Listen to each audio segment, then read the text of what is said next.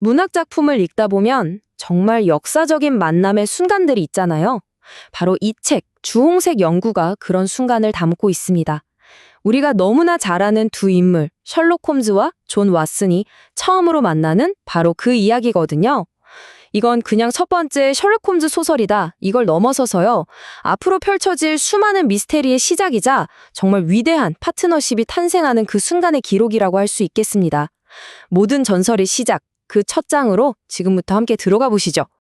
자, 이 이야기의 문을 여는 건 우리의 화자, 존 왓슨 박사입니다. 아프가니스탄 전쟁에서 막 돌아온 군의관이죠. 거대한 도시 런던 한복판에서 정해진 연금만으로 하루하루를 버티고 있는 한 남자의 독백으로 시작하는데요. 이 문장 참 의미심장하지 않나요? 최대한의 자유라니. 사실 이건 아무런 제약이 없다는 뜻이기도 하지만 동시에 기댈 곳 하나, 소속된 곳 하나 없는 그의 처지를 보여주는 말이기도 합니다. 그의 막막함이 이 한 문장에 다 담겨 있는 셈이죠. 그럼 먼저 이 이야기의 라스카스츠, 존 왓슨 박사라는 인물에 대해 좀 더 알아볼게요. 도대체 어떤 상황에 처해 있었기에 그의 삶이 그토록 절박해졌는지 그 배경부터 한번 살펴보겠습니다. 원래 왓슨은 런던 대학교에서 의학 박사 학위까지 받은 말하자면 엘리트였습니다. 미래가 아주 유망했죠. 그런데 그의 인생은 아프가니스탄 전쟁의 군의관으로 참전하면서 완전히 궤도를 이탈해버립니다. 마이반드 전투에서 총에 맞아 뼈가 산산조각 나는 끔찍한 부상을 입고요. 겨우 살아나서 회복하는 중에는 장티푸스에 걸려서 몇 달 동안 죽음의 문턱을 넘나들죠. 결국 건강이 회복 불가능하다는 판정을 받고 아무런 목적도 반겨줄 친구나 가족도 없이 런던으로 쓸쓸하게 돌아오게 된 겁니다. 이 문장 좀 보세요. 런던을 바라보는 왓슨의 절망적인 시선이 정말 날 것 그대로 드러나죠. 그는 스트랜드가의 한 사설 호텔에 머물면서 정말 아무 의미 없는 하루하루를 보냅니다. 전쟁의 상처는 아직 아물지 않았고 주변엔 아는 사람 하나 없으니까요. 가진 돈을 그냥 생각 없이 써버리면서 버텨나가는 거죠. 그의 눈에 비친 런던은 꿈과 기회의 도시가 아니라 제국에서 쓸모 없어진 사람들이 모여드는 거대한 구덩이, 오물처리장이었던 겁니다. 자, 이렇게 살다 보니 당연히 돈은 곧 바닥을 드러냅니다. 왓슨은 이제 선택의 기로에 서게 돼요. 이 거대한 도시를 완전히 떠나서 시골 어딘가에서 조용히 잊혀지든가 아니면 지금 이 생활 방식을 완전히 뜯어 고치든가 그는 후자를 택합니다. 그리고 그 변화의 첫 걸음은 바로 이 비싼 호텔을 떠나서 좀 더 저렴한 하숙집을 구하는 거였어요. 물론 이때까지만 해도 왓슨은 이 작은 결정이 자기 인생을 통째로 바꿔놓을 줄은 정말 꿈에도 몰랐겠죠? 바로 여기서부터 이야기의 흐름이 완전히 바뀝니다. 왓슨의 삶을 영원히 바꿔놓을 운명적인 만남, 그 장면으로 넘어가 보겠습니다. 하숙집을 구해야겠다고 마음먹은 바로 그날, 정말 신기하게도 왓슨은 크라이테리언 바에서 옛 동료였던 스탠퍼드와 우연히 마주칩니다. 이 넓고 삭막한 런던에서 아는 얼굴을 만났다는 게 얼마나 반가웠을까요? 왓슨은 외로움도 있고 진심으로 기뻐하면서 스탠퍼드에게 점심을 사겠다며 함께 마차에 오릅니다. 식사를 하면서 왓슨은 스탠퍼드에게 자기 처지를 털어놓습니다. 돈은 없는데 그래도 괜찮은 방을 구하고 싶다고요. 이 말을 듣자마자 스탠퍼드가 눈을 동그랗게 뜨면서 말하는 거예요. 그거 참 이상하네? 자네가 오늘 그 말을 한 두 번째 사람이야. 그러면서 병원 실험실에서 일하는 어떤 친구 얘기를 꺼냅니다. 그 친구가 정말 마음에 드는 방을 찾았는데 혼자 내기엔 방세가 좀 부담스러워서 같이 살 사람을 구하고 있다는 겁니다. 왓슨의 귀가 번쩍 뜨였겠죠? 세상에, 그 친구가 정말 룸메이트를 원한다면 내가 딱인데? 왓슨이 이렇게 흥분해서 달려들자 스탠퍼드는 와인잔 너머로 뭔가 묘한 표정을 지으면서 첫 번째 경고를 던집니다. 바로 이 순간 셜록 홈즈라는 이름이 처음으로 등장하죠. 스탠퍼드의 이 한마디는 단순한 룸메이트 구하기가 아니라 뭔가 특별하고 어쩌면 좀 이상한 사람을 만나게 될 거라는 복선을 깔아주는 겁니다. 스탠퍼드가 설명하는 홈즈는요, 한마디로 정말 종잡을 수 없는 사람입니다. 생각이 좀 독특하고 어떤 과학 분야에는 거의 광적으로 파고든대요. 공부하는 방식도 체계적이라기보다는 좀 산만하고 괴팍한데 희한하게도 교수들도 모르는 별난 지식들을 엄청나게 많이 알고 있다는 거죠. 평소엔 말수가 없어서 다가가기 어려운데 또 어떨 땐 갑자기 수다스러워지고요. 화학이랑 해부학은 전문가 수준인데 그렇다고 의대생은 아니랍니다. 어때요? 들으면 들을수록 더 궁금해지지 않나요? 스탠퍼드의 경고는 여기서 그치지 않습니다. 홈즈의 과학에 대한 열정이 그냥 공부를 좋아하는 수준을 넘어선다는 거예요. 심지어 냉혈한에 가깝다는 표현까지 씁니다. 이건 홈즈의 열정이 인간적인 감정 같은 건 쉽게 무시해버릴 정도로 아주 차갑고 이성적이라는 걸 암시하죠. 명확하고 정확한 지식, 그것에 대한 거의 비인간적인 열정을 가진 인물이라는 겁니다. 그리고 스탠퍼드는 정말 결정적인 일화 하나를 들려줍니다. 한 번은 해부실에 갔는데 홈즈가 시체들을 막대기로 때리고 있더라는 충격적인 이야기였죠. 물론 아기가 있어서 그런 건 아니고요. 순전히 과학적인 호기심 때문이었습니다. 사람이 죽은 후에 생긴 멍자국이 어떻게 보이는지 그걸 직접 확인하려고 했다는 거죠. 좀 섬뜩하긴 하지만 이 일화 하나만으로도 셜록 홈즈가 얼마나 극단적이고 기이한 방식으로 지식을 탐구하는 사람인지 확실하게 알 수 있습니다. 자, 이런 경고에도 불구하고 왓슨은 홈즈를 만나기로 결심합니다. 이제 드디어 왓슨과 홈즈의 역사적인 첫 만남과 베이커가 220일 비에서의 동거 생활이 시작됩니다. 두 사람의 첫 만남 장소는 병의원의 화학 실험실이었습니다. 스탠퍼드와 왓슨이 들어섰을 때 한 남자가 실험에 완전히 몰두해 있었죠. 발소리를 듣고 고개를 든 그는 둘을 보자마자 기쁨에 찬 외침과 함께 달려옵니다. 찾았어! 내가 그걸 찾았다고! 그의 모든 관심은 오로지 자신의 새로운 발견에 쏠려 있었고 룸메이트 후보인 왓슨이 나타났다는 사실은 안중에도 없는 것 같았어요. 홈즈가 그렇게 기뻐하며 찾았다고 한 건 바로 헤모글로빈 시약이었습니다. 이게 뭐냐면 다른 어떤 물질에도 반응하지 않고 오직 혈액 속 헤모글로빈에만 반응하는 시약인 거죠. 그는 이게 수년간 법의학계에서 이루어진 발견 중에 가장 실용적인 거라면서 아무리 오래된 핏자국이라도 이걸 쓰면 완벽하게 구별해낼 수 있다고 자랑합니다. 그러고는 마치 신이 난 어린아이처럼 직접 자기 손가락을 찔러서 피를 낸 다음 시연까지 보여주죠. 스탠퍼드가 둘을 정식으로 소개해주자 홈즈는 왓슨의 손을 힘껏 잡으며 이렇게 말합니다. 아프가니스탄에 계셨군요, 보아하니. 정말 뜬금없죠. 방금 처음 만난 사람이 자기가 아프가니스탄에 있었다는 걸 어떻게 알았을까요? 왓슨은 그야말로 충격에 빠집니다. 이 한마디는 앞으로 우리가 보게 될 셜록 홈즈의 비범함을 처음으로 보여주는 아주 상징적인 대사라고 할 수 있습니다. 이렇게 강렬한 첫 만남 후에 두 사람은 같이 살기 전에 서로의 단점을 솔직하게 털어놓는 시간을 갖습니다. 홈즈는 자기가 독한 담배를 피우고 집에서 화학 실험을 하고 가끔 우울증에 빠져서 며칠씩 아무 말도 안 하고 바이올린도 켠다고 고백하죠. 왓슨도 질 수 없죠. 자기는 불독 강아지를 키우고 신경이 예민해서 시끄러운 걸 싫어하고 일어나는 시간도 제멋대로고 심지어 지독하게 게으르다고 맞받아칩니다. 이 솔직하고 재치 있는 대화를 통해 둘은 서로를 받아들이고 드디어 베이커가 220일 비를 함께 보러 가게 됩니다. 베이커가에서의 동거가 시작되고 왓슨은 룸메이트인 셜록 홈즈를 본격적으로 관찰하기 시작합니다. 그런데 이 사람 정말 이중적인 면모를 가지고 있었어요. 어떤 날은 실험실이나 런던의 구석진 곳을 돌아다니면서 미친 듯한 에너지를 뿜어내다가도 또 어떤 날은 소파에 시체처럼 누워서 하루 종일 말 한마디 없이 깊은 무기력에 빠져 있는 겁니다.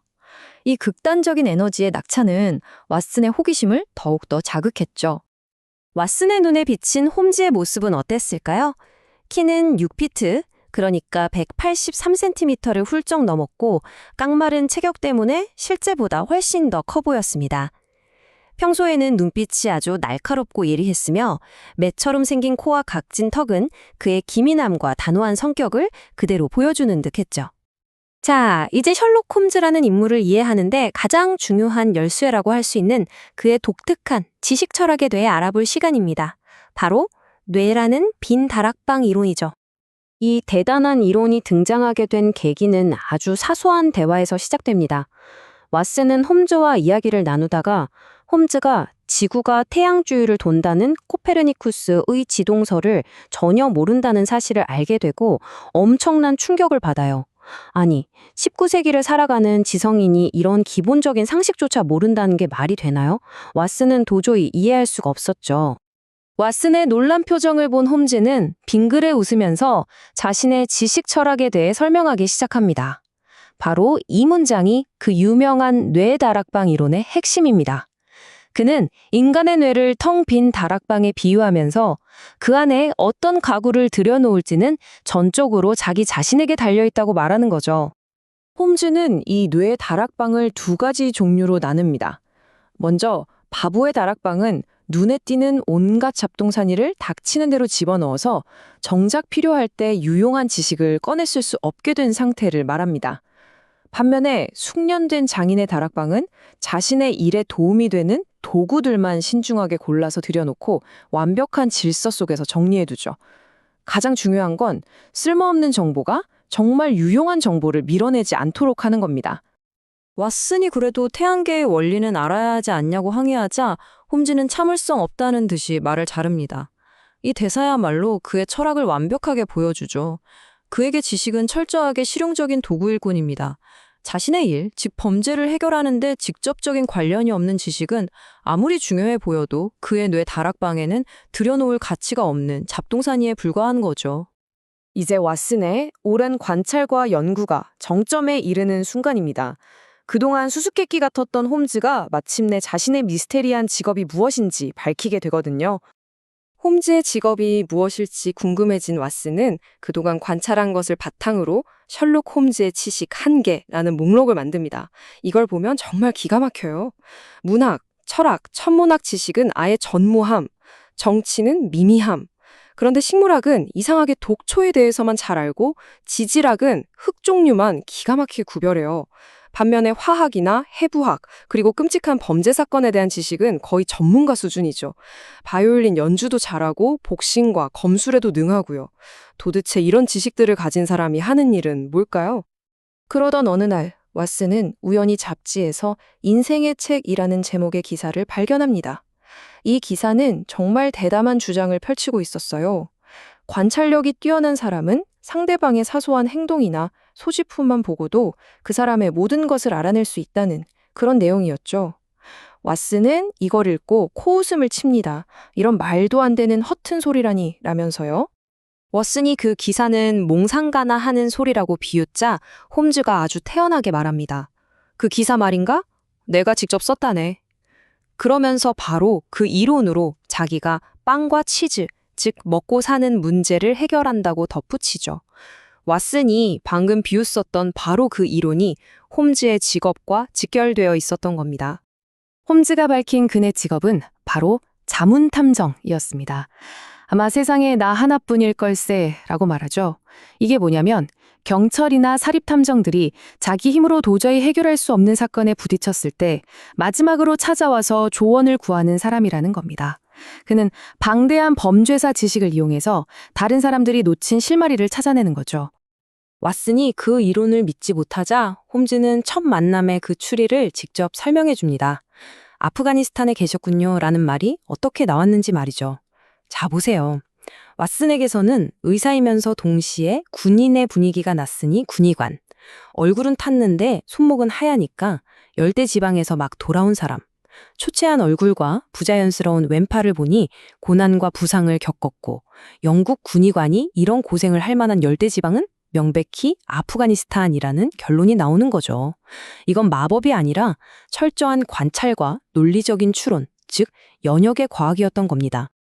홈즈는 자신의 능력에 대한 자신감이 정말 대단했습니다. 왓슨이 당시 유명했던 추리소설 속 탐정들, 예를 들면 포의 뒤팽이나 가보리오의 르코크를 칭찬하자 홈즈는 그들은 수준 이하의 친구, 비참한 얼간이에 불과하다고 일축해버리죠. 이 오만함에 가까운 자신감이야말로 셜록 홈즈라는 캐릭터를 보여주는 또 하나의 중요한 특징입니다. 자, 이렇게 우리는 셜록 홈즈라는 인물과 그의 놀라운 연역학의 과학에 대해 알게 되었습니다. 정말 대단한 이론이죠. 하지만 이론은 이론일 뿐입니다. 과연 이 엄청난 이론을 가진 자문탐정 앞에 진짜 피비린 나는 현실의 사건이 뚝 떨어졌을 때 그는 과연 무엇을 보여줄 수 있을까요? 바로 그 이야기가 지금부터 시작됩니다. 지난밤 끔찍한 사건이 있었습니다. 방에는 핏자국이 있지만 시신에는 상처가 하나도 없습니다. 네, 바로 이 편지 한 통으로 모든 것이 시작됩니다. 셜록 홈즈라는 불멸의 탐정이 처음으로 세상에 그 존재감을 드러내고 또 왓슨과의 전설적인 파트너십이 막 시작되는 그 이야기, 아서 코난 도일의 주홍색 연구. 오늘 우리는 그 두 번째 장으로 들어가 보려고 합니다. 정말 기이하고도 충격적인 살인사건의 중심으로 말이죠. 런던 경시청의 토비아스 그렉슨이 보낸 이 긴급한 편지. 그 내용은 마치 안개 낀 런던의 거리처럼 음산하고 또 불가사의합니다. 아니, 타이밍이 정말 기가 막히지 않나요? 바로 직전까지만 해도 셜록 홈즈는 세상에 제대로 된 범죄도 없고 흥미로운 범죄자도 없다면서 아주 극심한 권태를 호소하고 있었거든요. 마치 자신의 그 뛰어난 두뇌를 쓸 곳이 없어서 정말 안달이 난 사람처럼 말입니다. 그런데 바로 그때 이 편지가 도착한 겁니다. 베이커가 221B번지에 그 고요했던 아침을 아주 산산조각 내기에 충분했죠. 홈즈의 그 지루하다는 주장은 이제 곧 시험대에 오르게 될 겁니다. 편지가 도착하기 바로 직전이었어요. 왓슨이 창밖을 보는데 거리를 서성이는 한 남자가 눈에 띄었습니다. 왓슨의 눈에는 그냥 몸 좋고 평범한 옷차림의 남자로 보였죠. 그런데 홈즈는 그를 보자마자 딱 잘라 말합니다. 아, 해병대 퇴역 상사로군. 왓슨은 에이, 또 허풍 떠시네? 라고 생각했을 거예요. 하지만 잠시 후에 그 남자가 정말 베이커가의 문을 뚝뚝 두드리고 왓슨이 혹시나 해서 직업을 물어보니 진짜로 해병대 상사였다고 밝히는 겁니다. 왓슨은 정말 경악을 금치 못하죠. 아니, 멀리서 잠깐 본 것만으로 대체 어떻게 저런 사실을 알 수 있었을까요? 왓슨이 아니 대체 어떻게 추리해낸 겁니까? 라고 묻자 홈즈가 그 과정을 차근차근 설명해 줍니다. 그의 추리는 아주 단순한 관찰에서 시작돼요. 자, 첫 번째, 길 건너편에서도 보일 만큼 손등에 뚜렷하게 새겨진 닷 문신. 이건 바다를 의미하죠. 두 번째, 군인처럼 딱딱 떨어지는 몸가짐과 규정에 맞게 다듬은 구레나룻. 이건 군인을 가리킵니다. 이 두 가지를 합치면 어떻게 될까요? 자연스럽게 해병대라는 결론이 나옵니다. 여기에 그의 태도에서 느껴지는 어떤 위험, 그리고 품위 있는 중연의 모습을 더하면 단순한 병사가 아니라 퇴역 상사라는 결론 외에는 다른 가능성이 없다는 거죠. 홈즈에게는 이게 너무나 당연한 사실이었던 겁니다. 홈즈는 이런 사소한 일에 시간을 낭비할 수 없다며 퉁명스럽게 대꾸하더니 그렉슨이 보낸 편지를 왓슨에게 툭 던져줍니다. 편지의 내용은 온통 의문투성이입니다. 사건은 사람이 살지 않는 빈집에서 일어났고 피해자는 미국인이었어요. 근데 가장 기이한 점은 방 안에는 피가 흥건한데 정작 시신에는 상처가 하나도 없다는 사실입니다. 강도 사건도 아니고 피해자가 대체 왜 이 빈집에 들어왔는지조차 알 수 없어요. 그야말로 완벽한 밀실살인은 아니지만 그에 못지않게 정말 수수께끼로 가득 차 사건이죠. 홈즈는 이 사건을 맡은 두 형사, 그렉슨과 레스트레이드에 대해 이렇게 평가합니다. 한심한 무리 중에서 뽑은 최고의 인물들이라고요. 이거 굉장히 냉소적인 칭찬이죠. 빠르고 열정적이긴 한데 상상력이 부족해서 맨날 틀에 박힌 수사만 하는 인물들이라는 겁니다.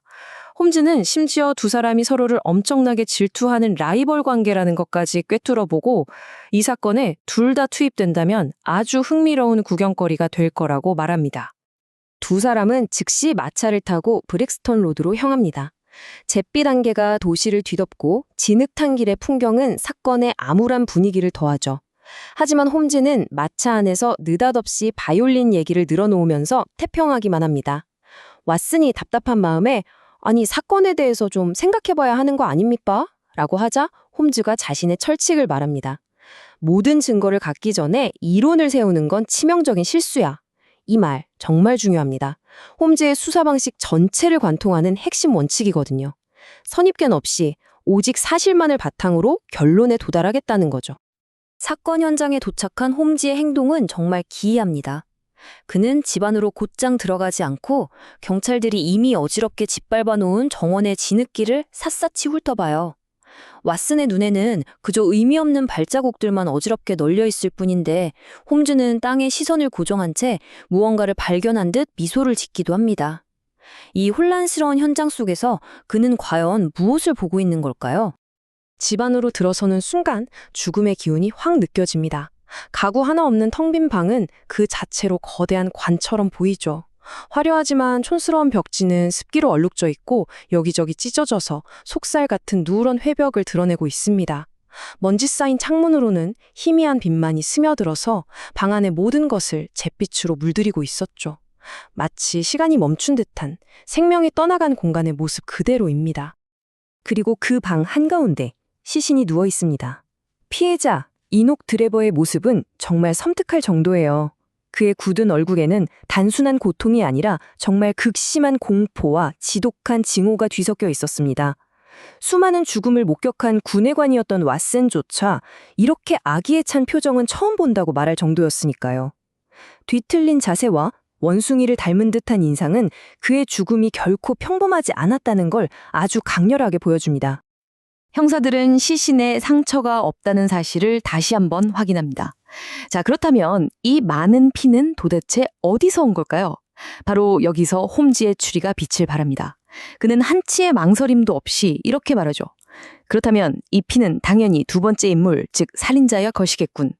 형사들이 눈앞의 모순에 당황하고 있을 때 홈즈는 이미 논리적인 다음 단계로 넘어간 겁니다. 그는 심지어 수십 년 전의 유사 사건까지 언급하면서 범죄의 역사에는 새로운 것이 없다는 점을 슬쩍 상기시킵니다.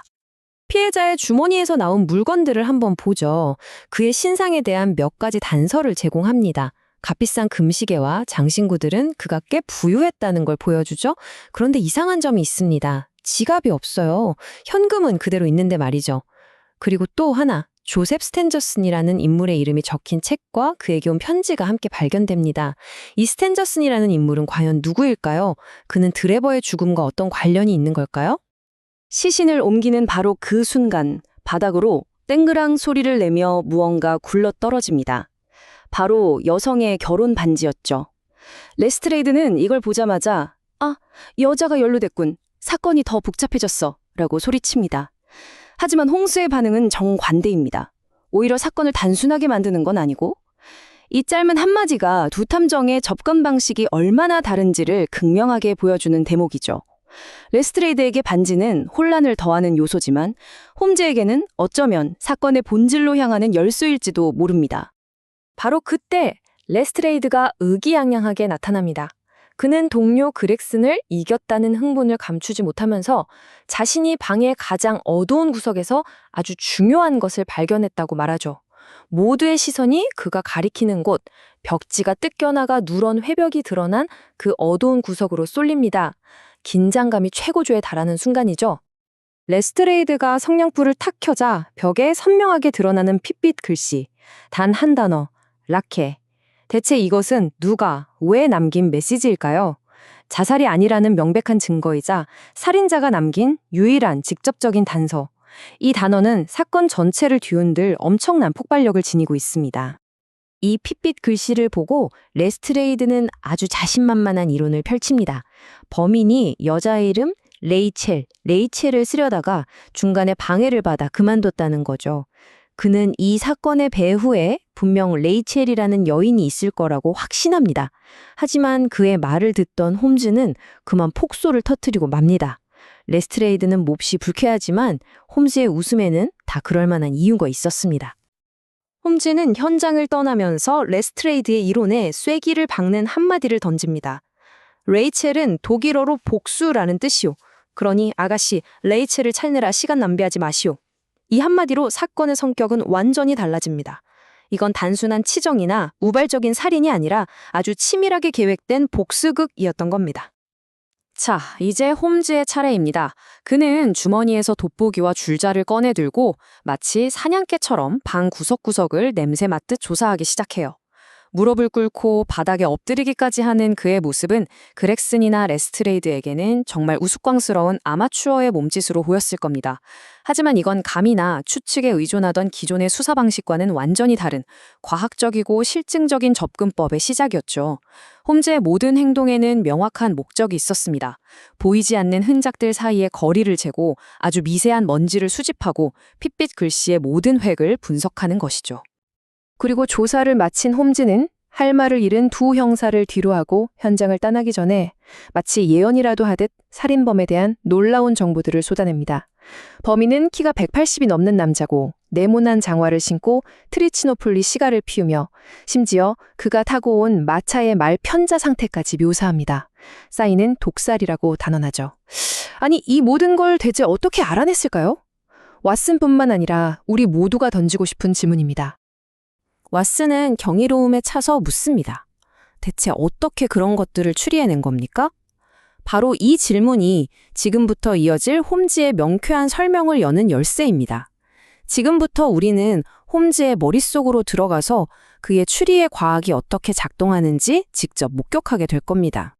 홈즈의 설명은 가장 기본적인 관찰에서 시작됩니다.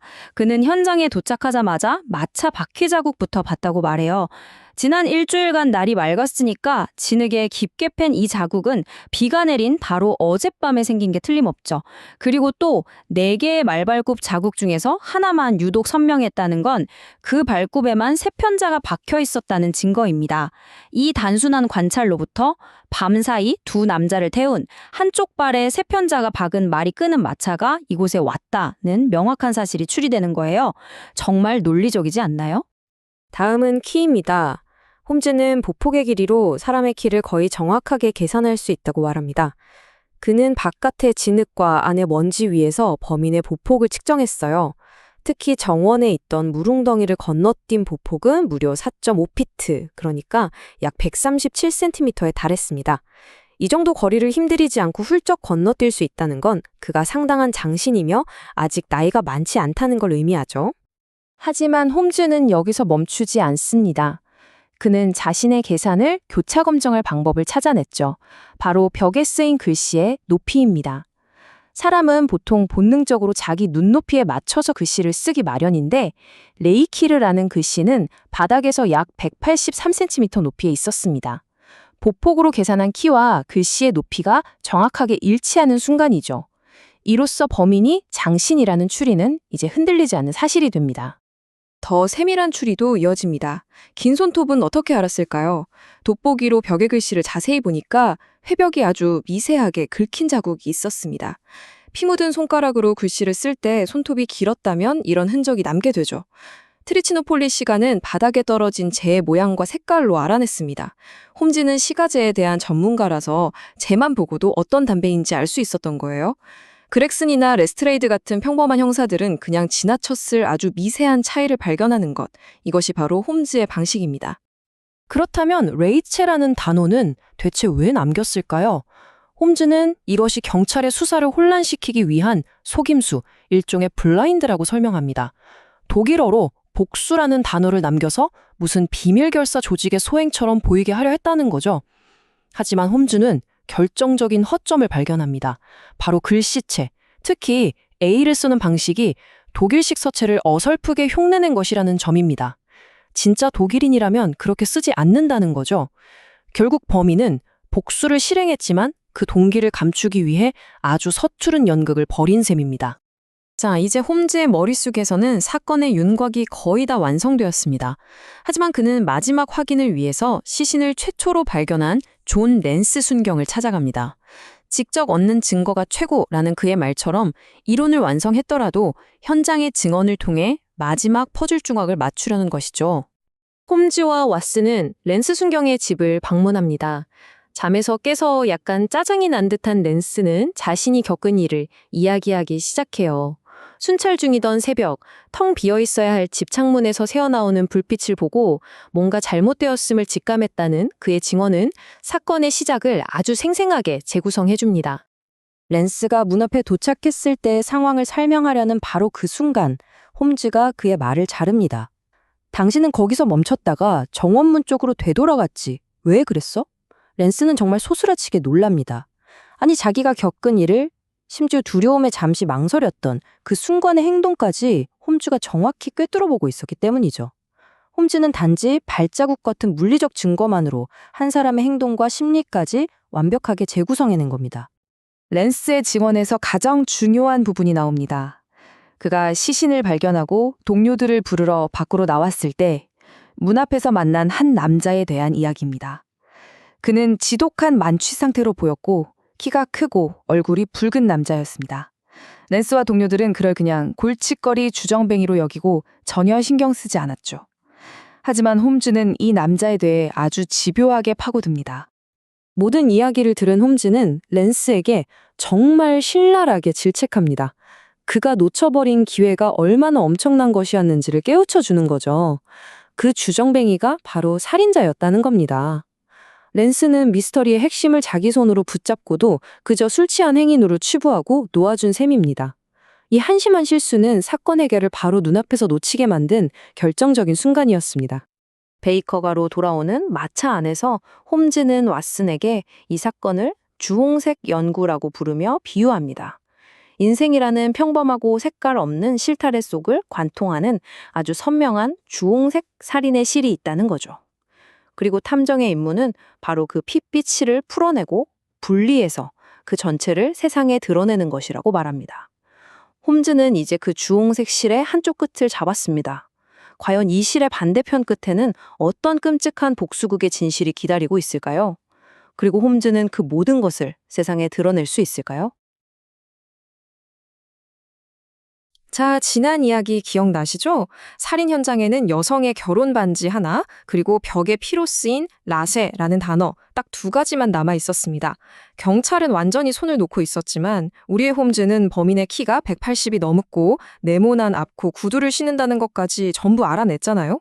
근데 문제는 이 모든 걸 알아내도 범인은 이미 런던의 안개 속으로 사라져버렸다는 겁니다. 이 넓은 런던에서 대체 어떻게 그 사람을 찾아낼 수 있을까요? 자, 바로 여기서 홈즈의 진짜 실력이 드러납니다.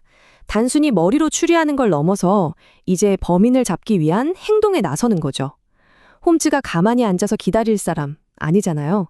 그의 첫 번째 계획은 아주 대담합니다. 현장에서 발견된 바로 그 결혼 반지를 미끼로 쓰는 거예요. 범인이 이 반지를 되찾기 위해 어떤 위험이라도 무릅쓸 거라고 확신한 거죠. 홈즈는 왓슨에게 아주 자신만만하게 말합니다. 이건 뭐랄까? 범인의 심리를 완벽하게 꿰뚫어 본 거죠. 한번 생각해 보세요. 범인 입장에선 얼마나 애가 타겠어요? 실신 위에 몸을 숙였다가 실수로 반지를 떨어뜨렸고 그걸 뒤늦게 알고 다시 현장으로 돌아왔지만 경찰 때문에 들어가지도 못했잖아요. 홈즈는 바로 이 지점을 노린 겁니다. 범인은 이 반지가 살인 현장에서 발견됐을 거야 라고 생각하기보단 혹시 길에서 준 사람이 있지 않을까 하는 작은 희망을 품을 거라는 거죠. 바로 그 희망을 이용해 덫을 놓으려는 겁니다. 자, 그럼 홈즈의 작전을 한번 자세히 들여다볼까요? 정말 기가 막힙니다. 첫째, 신문 광고로 범인을 밖으로 끌어냅니다. 근데 여기서 진짜 똑똑한 게 뭐냐면요. 자기 이름 대신 왓슨의 이름을 썼다는 거예요. 셜록 홈즈라는 이름은 이미 범죄자들 사이에선 꽤 유명하니까 자기 이름으로 광고를 내면 아, 이거 함정이구나 하고 바로 눈치챌 수 있거든요. 아주 사소하지만 결정적인 한 수였죠. 그리고 만약을 대비해서 진짜 반지 대신 가짜 반지를 준비하고 범인이 나타나면 바로 덮친다. 모든 게 계산된 완벽한 심리전이었습니다. 자, 이제 덫은 놓아졌습니다. 남은 건 기다림뿐이죠. 홈즈와 왓슨은 저녁 식사를 마치고 만반의 준비를 합니다. 왓슨은 군용 권총까지 주머니에 챙겼고요. 방 안에는 팽팽한 긴장감만 흐르고 홈즈의 바이올린 소리만이 그 정적을 깨우고 있었을 거예요. 시간이 흐르고 시계가 정확히 8시를 가리키는 순간 땡 하고 날카롭게 초인종 소리가 울려 퍼집니다. 드디어 올 것이 왔습니다. 홈즈와 왓슨은 숨을 죽였겠죠. 문 뒤에는 분명 덩치 크고 험상궂은 살인범이 서 있을 거라고 생각했을 테니까요. 그런데 문이 열리고 나타난 건 웬 할머니 한 분이었습니다. 그것도 아주 늙고 허약해 보이는 힘겹게 절뚝거리면서 들어오는 할머니요. 이게 대체 무슨 상황이죠? 홈즈의 얼굴에도 당혹감과 실망감이 역력했습니다. 할머니는 주섬주섬 신문을 꺼내서 이야기를 시작하는데 들어보면 또 꽤 그럴듯해요. 자기 딸 반지인데 남편 몰래 잃어버려서 찾고 있었다는 거죠. 하지만 우리의 홈즈는 그냥 넘어가지 않죠. 할머니가 자기 주소를 하운즈디치라고 말하는 순간 홈즈가 날카롭게 파고듭니다. 거기서 브릭스톤 로드를 지나올 일은 없는데요? 하고요.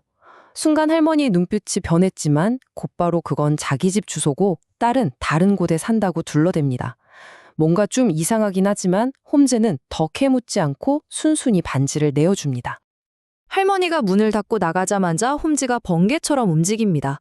순식간에 외투를 챙겨 입고 왓슨에게 외치죠. 저 여자는 가짜야, 공범이다. 내가 뒤를 쫓을 테니 기다리게. 분명 나를 범인에게로 데려다 줄 걸세. 그리고는 쏜살같이 계단을 내려갑니다. 왓슨이 창밖을 내다봤을 때 저 멀리 할머니가 절뚝거리며 걸어가고 그 뒤를 그림자처럼 따라붙는 홈즈의 모습이 보였겠죠. 자, 추격전이 시작됐습니다. 할머니로 변장한 그 누군가는 얼마 안 가 마차를 잡아타죠. 홈즈도 놓치지 않고 달리는 마차 뒤에 몰래 올라탑니다. 정말 영화 같지 않나요? 런던의 밤거리를 질주한 끝에 드디어 목적지에 도착했는데 그런데 말입니다. 마차 안이 텅 비어 있는 거예요. 마부도 모르게 감쪽같이 사라져버린 거죠. 주소지로 찾아가 봐도 그런 사람은 살지 않는다는 대답뿐. 홈즈 제대로 한 방 먹었습니다. 베이커가로 돌아온 홈즈는 화를 내기보다는 오히려 허탈하게 웃습니다. 와, 제대로 당했다. 이런 느낌인 거죠. 생각해보세요.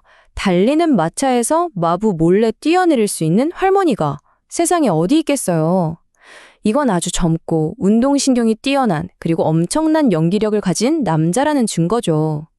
그리고 이 실패를 통해 홈즈는 아주 중요한 사실 하나를 깨닫게 됩니다. 범인은 혼자가 아니라는 사실을요. 홈즈가 이렇게 교활한 적수에게 제대로 한 방 맞고 고전하고 있을 때 스코틀랜드 야드의 경찰들은 어땠을까요? 그들은 아주 순조롭게 사건을 해결하고 있다고 믿고 있었습니다. 홈즈와는 완전히 다른 길을 가고 있었던 거죠. 다음날 아침 신문을 보니 아주 과관입니다. 어떤 신문은 이건 정치 망명객의 소행이다. 다른 신문은 이게 다 자유당 정권 때문이다. 이러고 있죠. 다들 헛다리만 짚고 있는 거예요. 근데 재밌는 건 이 모든 신문들이 하나같이 스코틀랜드 야드의 드렉슨과 레스트레이드 경감을 엄청나게 칭찬하고 있다는 겁니다. 곧 범인을 잡을 거라고요? 참 아이러니한 상황이죠. 홈즈와 왓슨이 신문을 보며 쓴웃음을 짓고 있을 때 문이 거의 부서질 듯이 열리면서 그렉슨 경감이 나타납니다. 얼굴에는 내가 이 사건을 해결했다라고 쓰여있는 것 같았어요. 어깨에 힘이 잔뜩 들어가서 말이죠. 그렉슨이 홈즈의 손을 덥석 잡으면서 의기양양하게 외칩니다. 홈즈 씨, 우리가 범인을 잡았어. 이 말을 듣는 순간 순간 표정이 굳어집니다. 내 추리가 틀렸나? 싶었던 거죠. 하지만 그렉슨이 용의자의 이름을 밝히자마자 휴 하고 안도의 한숨을 내쉬며 다시 미소를 짓습니다. 자, 그럼 그렉슨 경감은 어떻게 이 엉뚱한 결론에 도달했는지 한번 따라가 보죠. 사실 들어보면 꽤 그럴듯해요. 현장에 남겨진 모자를 단서로 시작해서 주인이 드레버라는 걸 알아내고 그가 묵던 하숙집까지 찾아가죠. 그리고 거기서 완벽한 용의자를 찾아냅니다. 바로 집주인의 아들인 해군 장교 아서 샤르팡티에. 피해자인 드레버가 아서의 여동생에게 못된 짓을 하려고 했고 격분한 아서가 몽둥이를 들고 드레버를 뒤쫓아갔다는 증언까지 확보했거든요. 동기도 확실하고 기회도 있었고 목격자까지 있어요. 이만하면 경찰 입장에서는 완벽한 사건 해결처럼 보이지 않나요? 자신감에 가득 찬 그렉스는 여기서 한술 더 뜹니다. 자기 동료인 레스트레이드 경감을 비웃기 시작하는 거죠. 그 멍청한 레스트레이드는 아직도 엉뚱하게 비서인 스탠저슨을 쫓고 있다니까 하면서요. 그런데 여러분, 바로 그 순간 그가 멍청하다고 비웃던 레스트레이드가 문을 열고 들어옵니다. 그것도 아주 충격적인 소식을 들고요. 자, 이제부터 사건은 완전히 새로운 국면으로 접어듭니다. 핏기 하나 없는 얼굴로 들어선 레스트레이드의 등장과 함께 이 미스터리는 더욱더 깊은 미궁 속으로 빠져들게 되죠. 레스트레이드가 가져온 소식은 그야말로 폭탄 선언이었습니다. 바로 그날 아침 또 다른 시신이 발견됐다는 겁니다. 피해자가 누구냐면 바로 그렉슨이 멍청하게 쫓고 있다고 비웃었던 그 비서 조셉 스탠저슨이었어요. 이 소식 하나로 그렉슨의 완벽했던 이루는 산산조각이 나버립니다. 두 번째 살인 현장은 첫 번째와 정말 소름 끼치게 판박이었습니다. 시신 위 벽에는 어김없이 피로 쓴 라트레라는 글자가 있었죠. 이건 명백한 범인의 서명입니다. 하지만 차이점도 있었어요. 이번엔 독살이 아니라 심장을 칼에 찔려 죽었고 반지 대신 작은 알약 상자가 발견됐습니다. 그리고 결정적으로 범인의 모습이 목격됩니다. 우유 배달 소년이 사다리를 타고 내려오는 키 크고 붉은 얼굴의 남자를 봤는데 이 인상착에 홈즈가 처음부터 말했던 그 범인의 모습과 정확히 일치했습니다. 그리고 여기서 또 하나의 미스터리한 단서가 나옵니다. 스탠저슨의 주머니에서 발견된 전보 한 통. 발신지는 클리블랜드고 내용은 딱 한 줄. JH가 유럽에 있다. 이게 대체 무슨 뜻일까요? JH는 누구고? 왜 이 정보가 그렇게 중요했을까요? 사건은 점점 더 안개 속으로 빠져듭니다. 두 경감이 완전히 멘붕에 빠져서 이게 대체 어떻게 된 거야 하고 있을 때 홈즈는 달랐습니다. 그의 눈은 오직 한 가지에 고정되어 있었죠. 바로 스탠저슨의 창가에서 발견된 아무도 신경 쓰지 않던 그 작은 알약 상자. 홈즈는 직감한 겁니다. 이게 바로 모든 것의 열쇠라고요. 알약 상자를 본 홈즈가 환호성을 지릅니다. 찾았다! 마지막 퍼즐 조각이야. 이제 모든 게 완벽해졌어. 다른 사람들은 전부 어리둥절한데 홈즈의 머릿속에서는 이미 모든 그림이 완성된 거죠. 대체 저 평범해 보이는 알약에 무슨 비밀이 숨겨져 있는 걸까요?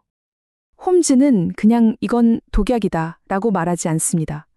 그는 자신의 이론을 모두의 눈앞에서 직접 증명해 보이고 싶어 하죠. 그래서 아주 작은 생명, 안락사를 앞둔 늙은 테리어 한 마리를 데려오라고 합니다. 그는 이 작은 개를 통해 이 사건의 끔찍한 진실을 밝혀내려 합니다. 자, 모두가 지켜보는 가운데 실험이 시작됩니다. 홈즈가 첫 번째 알약을 물에 녹여 개에게 줍니다. 하지만 아무 일도 일어나지 않아요. 그렉슨과 레스트레이드는 거봐, 별거 아니잖아 하는 표정으로 비웃기 시작하죠. 홈즈도 순간 당황합니다. 그런데 바로 그때 홈즈의 머릿속에 번개 같은 깨달음이 스쳐 지나갑니다. 아, 알았다 하면서 다른 알약을 꺼내죠. 그리고 두 번째 알약을 먹이자 걔는 그 자리에서 직사하고 맙니다. 여러분, 이제 아시겠나요? 하나는 맹독, 다른 하나는 무해한 약. 범인은 피해자들에게 목숨을 건 잔혹한 선택의 게임을 강요했던 겁니다. 실험이 끝나고 홈즈는 멘붕에 빠진 두 형사에게 일종의 강의를 시작합니다. 당신들은 이상하고 기이한 걸 보면 어렵다고 생각하지? 하지만 그게 바로 가장 큰 실수야.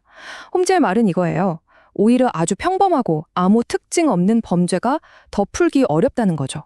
이 사건처럼 이상한 단서들, 레이 취라는 글자, 결혼 반지, 이 알약들, 이런 것들은 범인이 남긴 혼란이 아니라 사실은 나를 잡으려면 이 길로 와 라고 소리치는 이정표나 마찬가지라는 겁니다.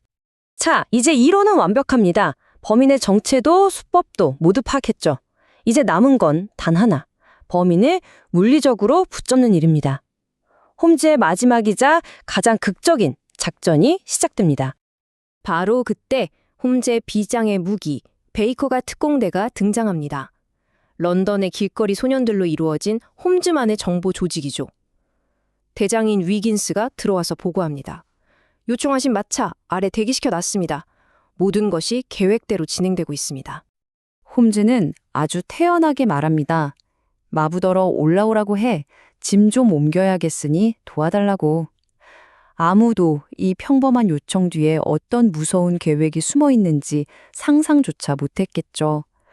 마부는 지금 자기가 호랑이 굴로 제 발로 걸어 들어가고 있다는 사실을 전혀 모르고 있습니다.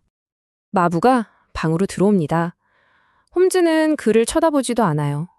그저 여행 가방 앞에 무릎 꿇은 채 버클을 만지작거리면서 나지막이 말하죠.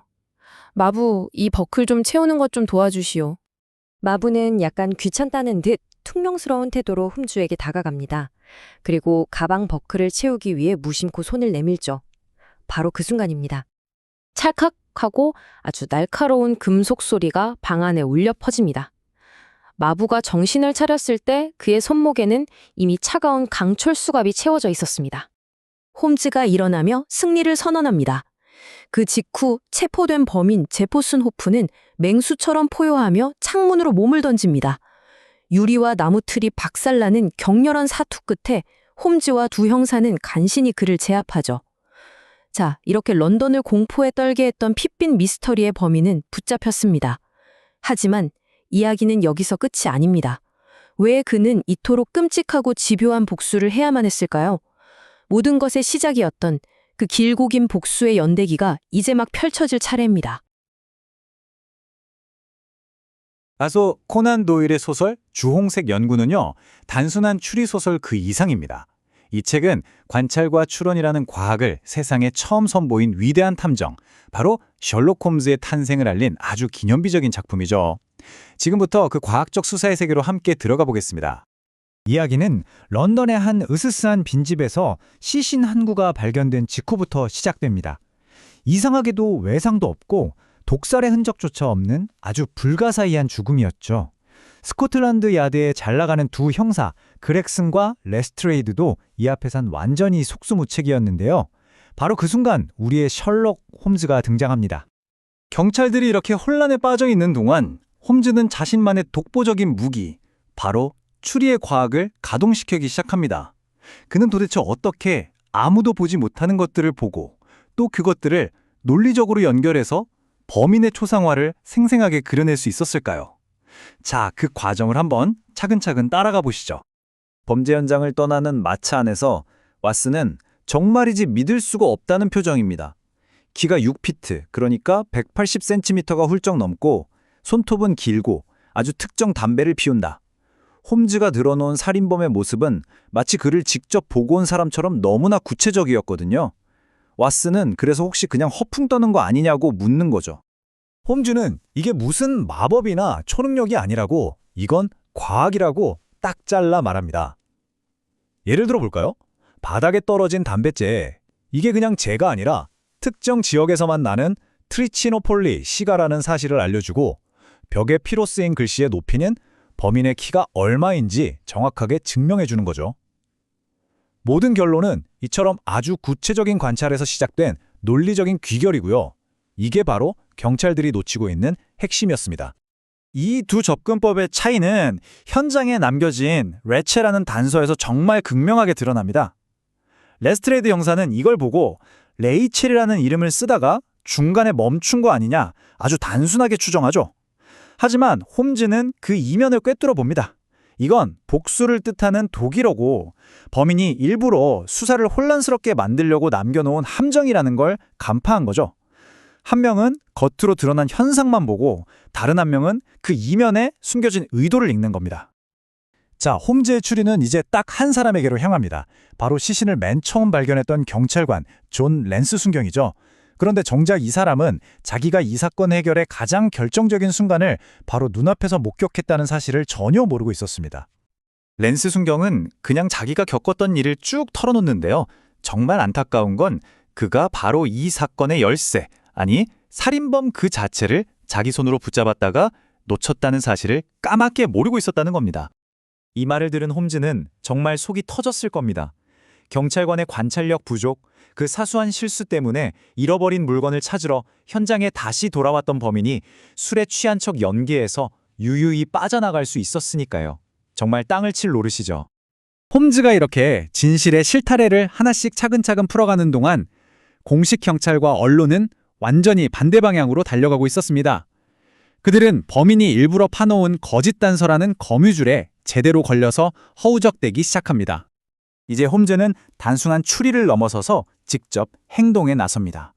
그는 범인이 현장에 다시 돌아올 수밖에 없는 이유, 바로 잃어버린 결혼 반지를 미끼로 아주 교묘한 함정을 설치하죠.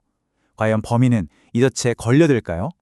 안타깝게도 계획은 실패로 돌아갔지만 여기서 아주 중요한 정보가 드러납니다.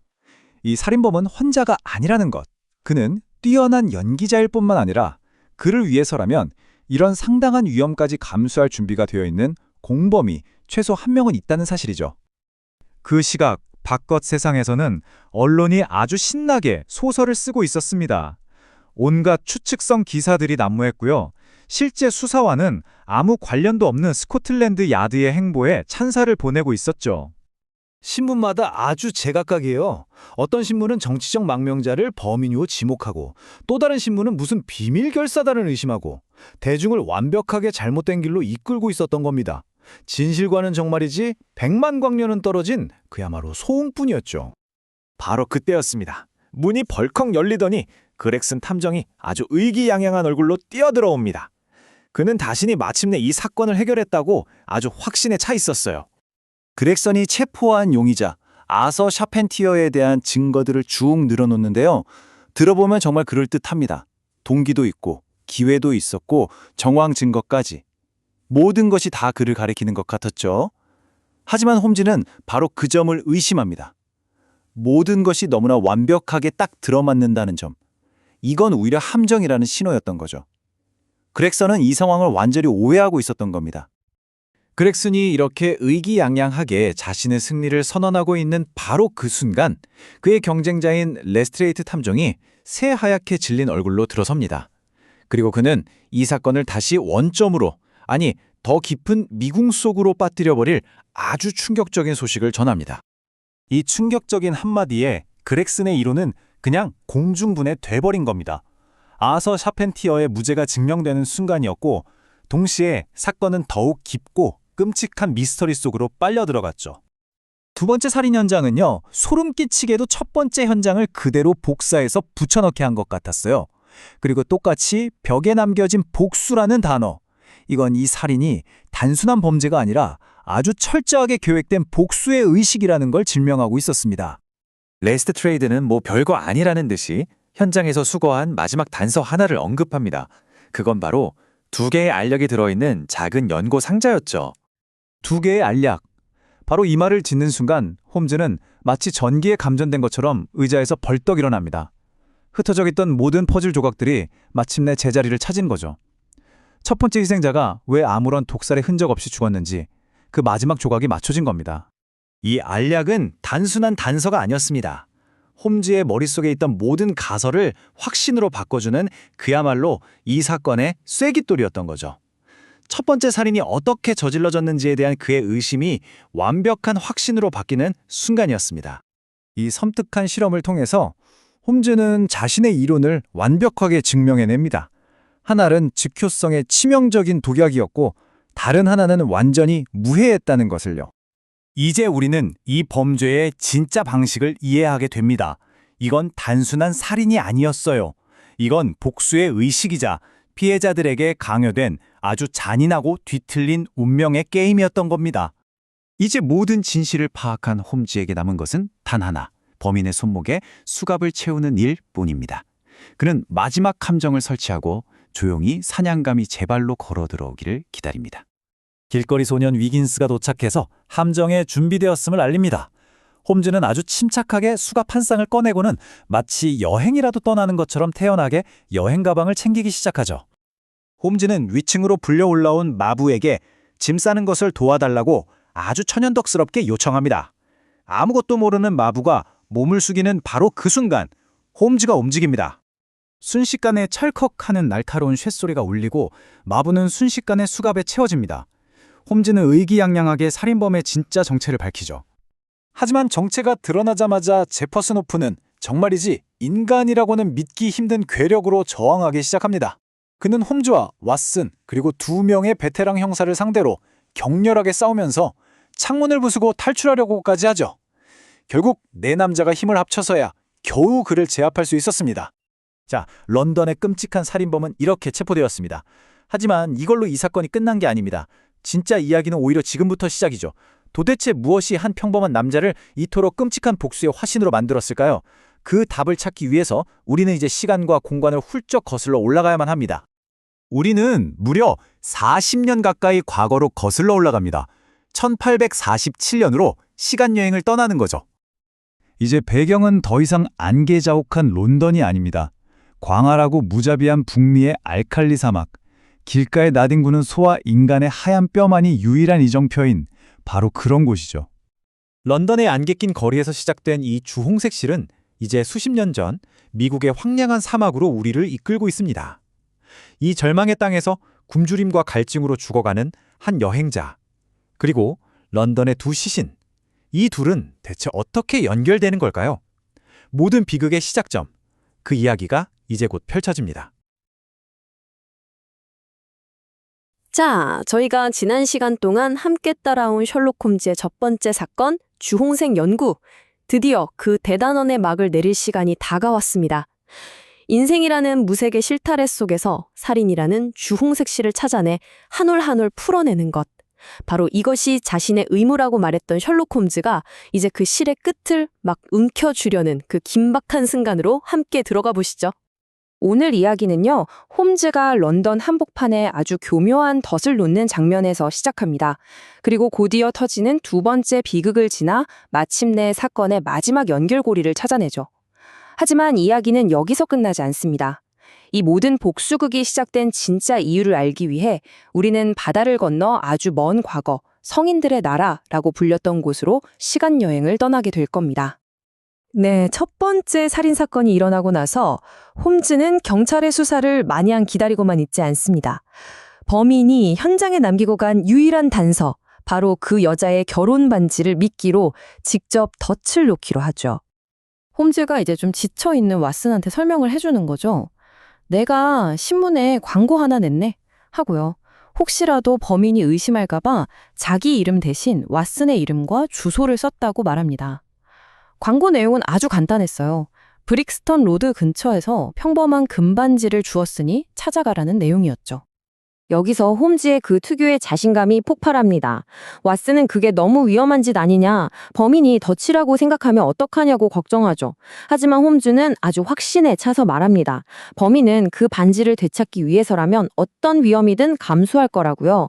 그리고 이 광고를 살인사건과는 전혀 상관없는 그저 우연한 분실물 광고라고 믿을 거라고 장담하죠. 그러면서 딱 잘라 말합니다. 그는 올 걸세, 1시간 안에 말이야. 이제 방문객을 기다리는데 분위기가 정말 숨막히지 않겠어요? 홈즈는 왓슨에게 낡은 군용 리볼버에 총알을 채워두라고 조언합니다.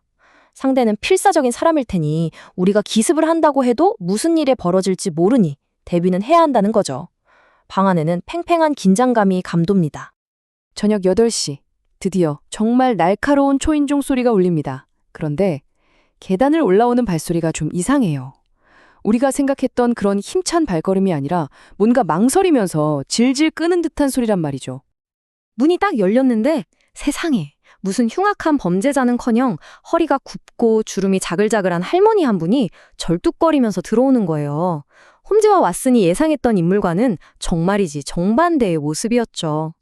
이 할머니가 반지가 자기 딸 셀리 거라고 하면서 막 서커스가 어쩌고 남편이 어쩌고 복잡한 얘기를 늘어놓는데 여기서 홈즈의 날카로움이 빛을 발합니다.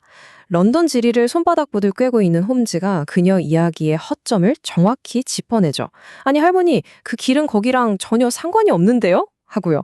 그러자 할머니는 잠시 당황하는 듯 했지만 아주 교묘하게 다른 주소를 대면서 위기를 넘깁니다. 홈즈는 일단 할머니에게 반지를 건네줘요. 하지만 속으로는 다른 생각을 하고 있었던 거죠. 할머니가 나가자마자 바로 변장을 하고 황급히 뒤를 밟기 시작합니다. 저 할머니는 분명 공범이고 진짜 범인에게로 자기를 안내해 줄 거라고 믿었던 거예요. 근데 결과는 어땠을까요? 홈즈가 밤늦게 돌아와서 정말 어이없다는 듯이 허탈하게 웃으면서 실패를 인정해요. 그 할머니는 사실 변장의 달인이었고 마차를 타고 가다가 움직이는 마차에서 뛰어내려 감쪽같이 사라져버렸다는 겁니다. 홈즈는 우리가 바로 그 늙은 여자들처럼 제대로 속았네 라며 혀를 내두르죠. 범인은 정말 보통 내기가 아니었습니다. 홈즈가 이렇게 한 방 먹은 다음 날 아침, 신문은 온통 브릭스턴 미스터리에 대한 기사로 난리가 났습니다. 그리고 바로 그때 공식 경찰 쪽에서는 우리가 해냈다 하면서 자신들이 사건을 해결했다고 믿고 있었던 겁니다. 언론에서는 정치적 망명객의 소행이다, 사회주의 비밀 결사단의 짓이다, 온갖 상상의 나래를 펼치고 있었고요. 심지어 이걸 빌미로 정부를 비판하기까지 했죠. 그러면서 스코틀랜드 야드가 아주 작은 단서라도 찾아내면 그걸 대서특필해주고 있었습니다. 바로 그때 토비아스 그렉슨 형사가 문을 거의 박차고 들어옵니다. 아주 의기양양해서는 홈즈 손을 덥석 잡고 외치는 거죠.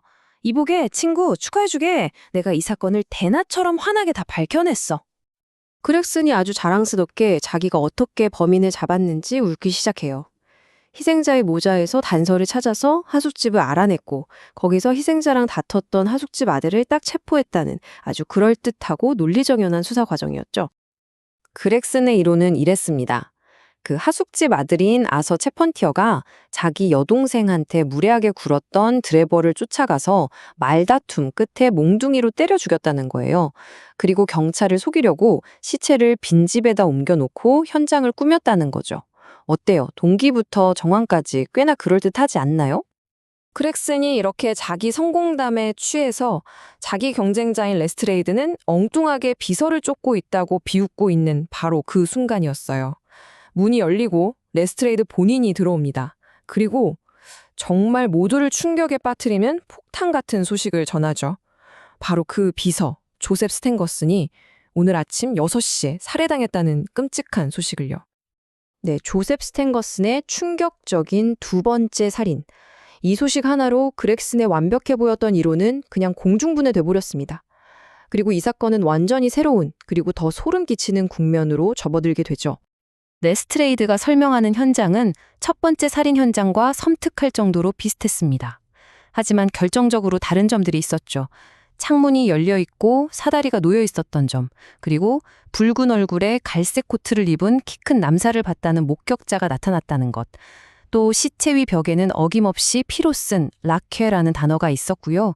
그리고 무엇보다도 가장 중요한 것, 방 안에서 알약 2개가 든 작은 연고 상자가 발견됐다는 겁니다. 바로 그거였어요. 그 알약 이야기. 그 말을 듣는 순간 홈즈는 자리에서 벌떡 일어나서 환희에 찬 외침을 터뜨립니다. 마지막 연결고리야. 이걸로 내 사건은 완벽해졌네. 하고요. 그동안 흩어져 있던 퍼즐 조각들이 독극물이라는 핵심을 중심으로 딱 맞아떨어지는 바로 그 순간이었던 거죠. 그리고 홈즈는 곧바로 자신의 추리를 모두의 눈앞에서 증명해 보입니다. 늙고 병든 개를 데려와서 첫 번째 알약을 녹여 먹였는데 아무 일도 일어나지 않았어요. 하지만 실망도 잠시, 두 번째 알약을 녹여서 주자마자 개는 단 한 번 핥고는 그 자리에서 경련을 일으키며 즉사하고 맙니다.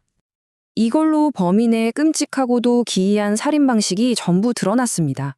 그는 희생자들한테 알약 2개를 주고 자, 하나 골라라 한 거죠. 하나는 무해한 약, 다른 하나는 맹독, 그리고 자신도 남은 하나를 먹는 겁니다. 그야말로 목숨을 건 운명의 장난이었던 거예요. 첫 번째 시신에 왜 아무런 상처나 독극물 주입 흔적이 없었는지 그 미스터리가 드디어 풀리는 순간입니다. 희생자는 스스로 독약을 선택했던 거죠. 이제 두 형사는 완전히 얼이 빠져 있는데 홈즈는 아주 차분하게 선언합니다. 범인의 이름도 알고 이제 그를 체포할 준비가 다 되었다고요. 모든 퍼즐을 맞춘 탐정이 이제 마지막 덫을 놓을 시간입니다. 홈즈는 자신의 정보망인 베이커가 특공대 아이들을 부릅니다. 그리고 딱 한 대의 특장 마차를 베이커가 221B, 바로 자기 집 앞으로 부르게 하죠. 마부가 짐을 좀 옮겨달라는 아주 평범한 부탁에 아무런 의심도 없이 위층으로 올라오는 바로 그 순간. 마부가 트렁크 버클을 채우려고 허리를 숙이는 순간 찰칵 하는 날카로운 쇳소리와 함께 홈즈가 그의 손목에 수갑을 채웁니다. 그리고는 아주 의기양양하게 선포하죠. 신사 여러분, 이노크 드레버와 조셉 스탠거슨을 살해한 범인 제퍼슨 호프 씨를 소개합니다. 잡힌 남자는 그야말로 야수처럼 저항합니다. 거의 초인적인 무시무시한 힘으로 창문을 깨고 탈출하려고 하죠.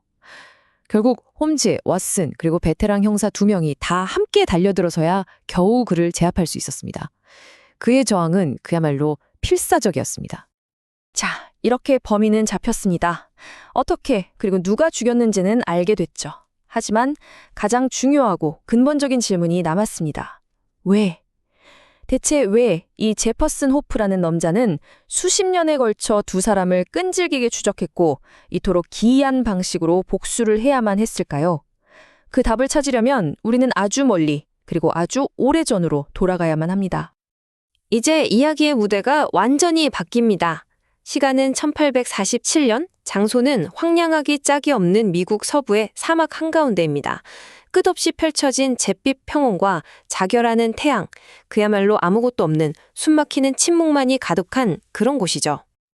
이 넓디 넓은 황무지에서 유일하게 길이라고 부를 만한 건 이정표 대신 길가에 쓰러져 죽어간 사람들과 소들의 하얗게 발행뼈가 널려있는 비참한 흔적뿐입니다. 수천 킬로미터에 걸쳐서 길 위에서 쓰러져간 수많은 생명의 유해가 그 길을 알려주고 있는 거죠. 그야말로 절망의 땅입니다. 바로 이 절망의 땅 한가운데 굶주림과 갈증으로 죽어가고 있는 한 남자가 서 있습니다. 앙상한 뼈만 남은 마치 이 땅의 유령 같은 모습이죠. 그의 옆에는 어린 아이가 쓰러져 있고요. 모든 것을 잃고 이제 죽음만을 기다리는 이들, 도대체 이 사람들은 누구일까요? 그리고 이들의 이 끔찍한 비극이 어떻게 수십 년 뒤 런던에서 벌어진 피비린내 나는 복수극으로 이어지게 되는 걸까요? 이제 그 주홍색 실의 가장 깊고 어두운 시작점이 서서히 그 비극적인 실체를 드러내기 시작합니다.